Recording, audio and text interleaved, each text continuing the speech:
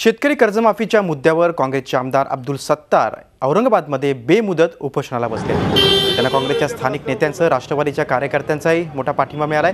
कर्जमाफी होत नाही तोपर्यंत आंदोलन सुरूच ठेवणार असल्याचा निर्धार सत्तार यांनी बोलून दाखवलाय। त्यांच्याशी बातचीत केली आमचे प्रतिनिधी विशाल करोळे।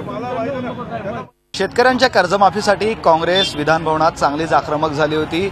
गेले कित्येक दिवस विरोधी पक्षानं या कर्जमाफीच्या मुद्द्यापोटी काम सुद्धा होऊ दिलं नाही आणि आता हेच पक्ष शेतकऱ्यांच्या कर्जमाफीसाठी रस्त्यावर सुद्धा उतरले आहेत। औरंगाबादमध्ये आजपासून काँग्रेस आणि राष्ट्रवादी काँग्रेसकडनं या ठिकाणी उपोषण सुरू झालंय।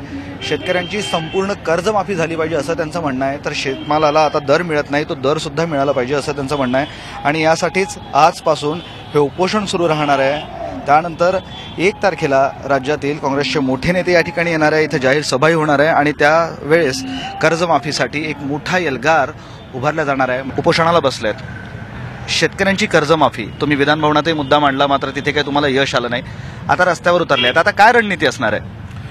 नाही, रणनीती आमची पहिल्यापासून एकच आहे की जोपर्यंत शेतकऱ्यांची कर्जमाफी होत नाही तोपर्यंत आम्ही सभागृह चालू देणार नाही, ही आमची घोषणा होती।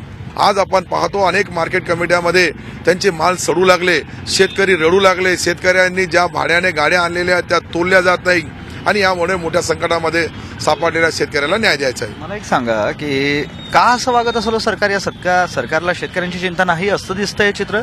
नाही, सरकारला गुर्मी आणि चरबी चढण्याचा एकमेव कारण आहे की त्यांनी जी मतदान यंत्रणा करणारी जी मशीन आहे त्याला हायजॅक केलेलं आहे। त्यांना माहित आहे की कितीही मतदार ओरडला, कितीही कोणत्याही पद्धतीने शेतकरी मेला तर या शेतकऱ्याची त्यांना जाणीव नाही।